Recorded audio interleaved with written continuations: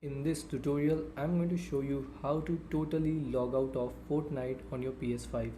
So make sure to watch till the end so you do not miss any important steps. And if you're looking for discounts on PS5 games and accessories, you can check out the links in the description below. So without any further ado, let's get started. So on your Fortnite, go to settings,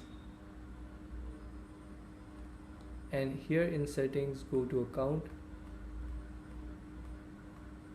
and the thing is that here is the logout option. So if you log out from here, you will be logged out but not completely logged out. So to completely log out of Fortnite on your PS5, you can do it on your phone or your PC. So you have to search for Fortnite, then go to the Fortnite website.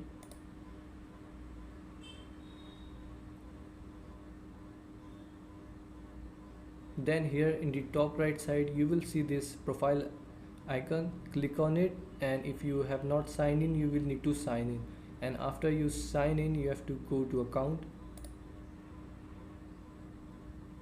Then here go to apps and accounts, then here click on remove, and then you will need to select these things and then click on remove account, and you will be completely logged out of your Fortnite account on your PS5.